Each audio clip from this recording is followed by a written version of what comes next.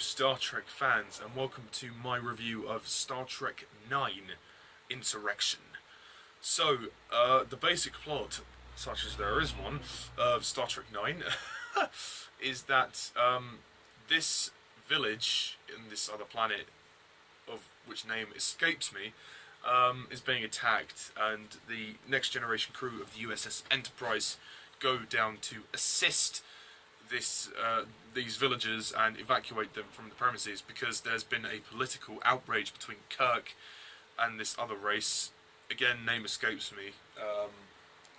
And they basically, it ends up in a rebellion, and Picard and the villagers. He tries to evacuate the villagers. Data's subplot continues as well, and Picard Picard begins to fall in love as well, so there's all that going on, and pretty much continues in that respect.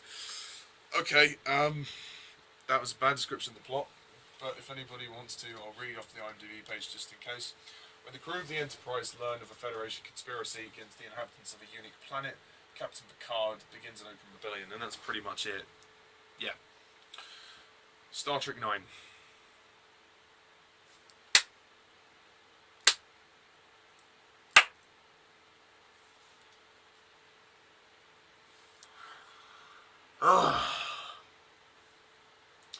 What the fuck?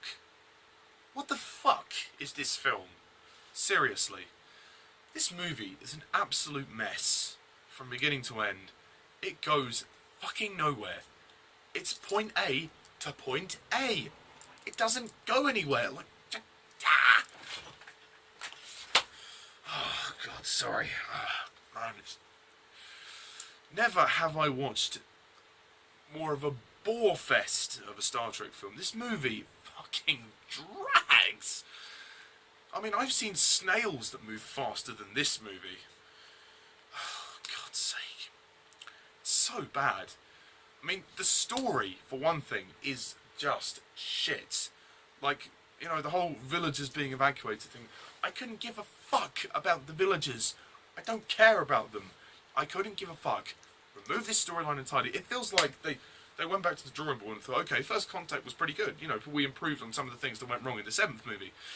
So where do we go from here? Jonathon Frakes, director? Villagers, perhaps? It feels like they ran out of ideas.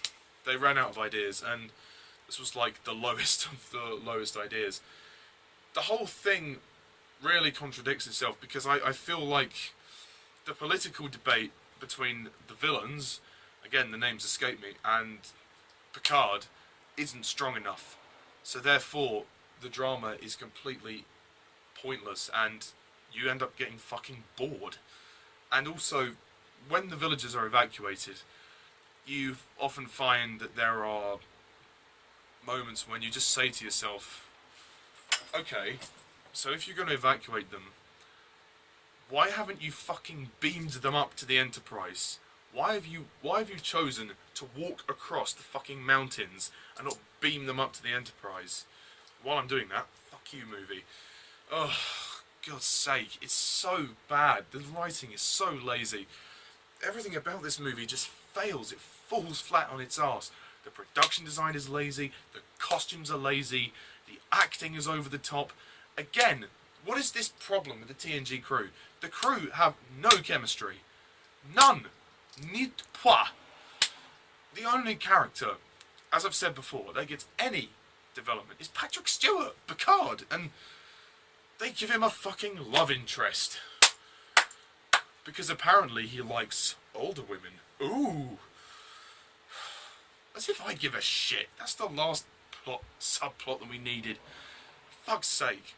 Again, they continue with the Data plot, which isn't so bad. He doesn't get as much screen time, but he's still annoying, and it's just like, just go away. I mean, and the woman that plays his love interest, Kirk's love interest, not Kirk's love interest, sorry, I keep saying Kirk, it means Picard.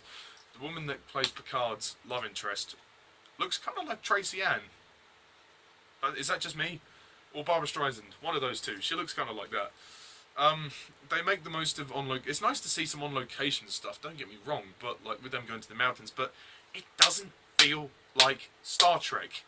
That's the problem. Where's the fucking space scenes? You know, it doesn't feel like Star Trek. And you can tell the budget was immensely low. I mean, it's a fucking drag. And, you know, towards the end, the climax is absolutely ridiculous. I mean, you know, when Picard is trying to blow up the ship and the blue screen effects, they left out the blue screen. Is that meant to be a blue screen that was meant to be replaced with effects, or was it actually the interior of the ship? To me, it looks like a bad blue screen effect. If I'm wrong, do correct me, but that looks like a really bad blue screen effect, and it was fucking terrible. And the villains are just absolutely laughable. They are just laughably bad. The way they, the way they just kind of like yell like. Or,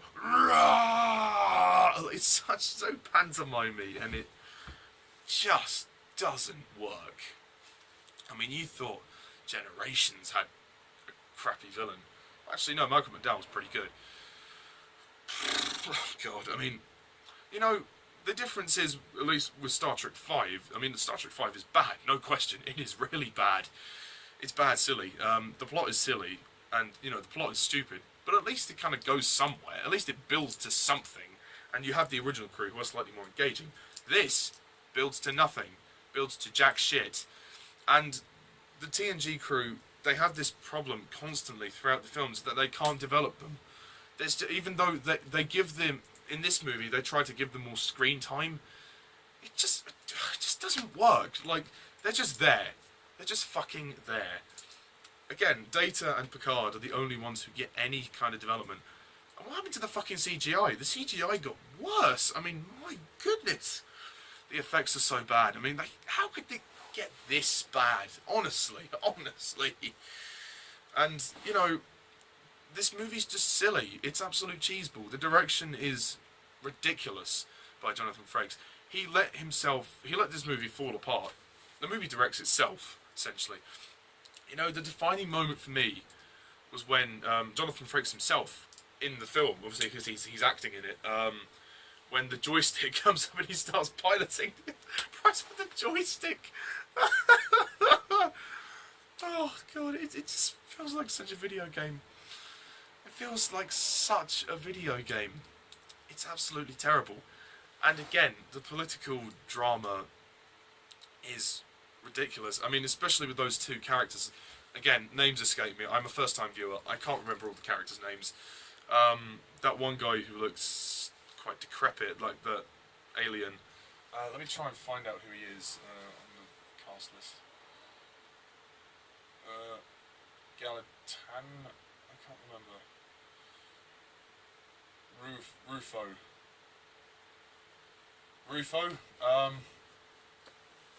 Rufo and Gallatin. I think it's them two, but I'm not sure. They have a brief fight in the movie, and like it's basically the whole, you know, I don't take orders from you. Blah. Couldn't think of more generic drama, you know. Bravo, just bravo. The only good thing, really, about this film is the music by Jerry Goldsmith. The soundtrack is good. Although, I do like the opening scene, though.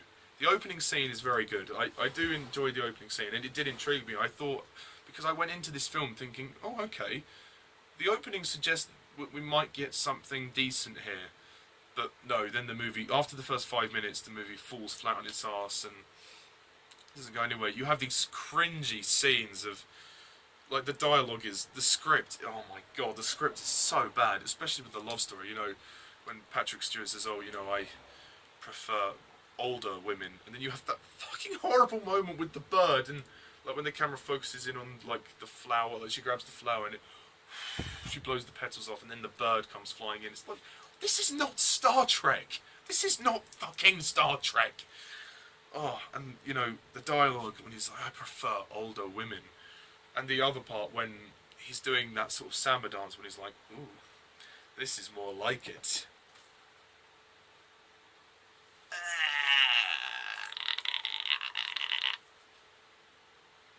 no. Just no. Ugh, for God's sake. At the end of the day, this movie's just filler. I agree with the watcher. It's pretty much a dragged out TV episode. It's 1 hour 45 minutes, and it feels like 2 or 3 TV episodes. It was just complete trash. And I'm sorry, I didn't like it. It was horrible. It was a terrible film. It was badly made, and the action sequences aren't much better either. I mean, you've got these there's a couple of basic space battles. I feel like the action is very meat and potatoes, very straightforward, always very basic. Roll over, dive. Like it's nothing really. It's kind of nothing. This movie is pretty much just nothing. Like the plot is nothing. It's a the plot is basically, who the fuck cares? I mean, nobody cares about this plot. It doesn't lead to anything.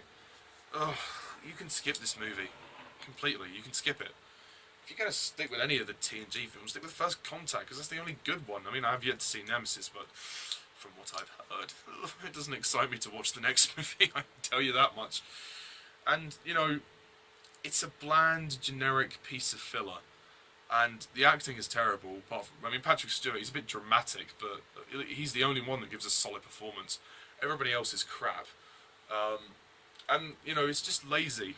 It's a lazy effort. And for that reason, I'm going to score Star Trek 9 Insurrection. I'm going to give it 2 out of 10.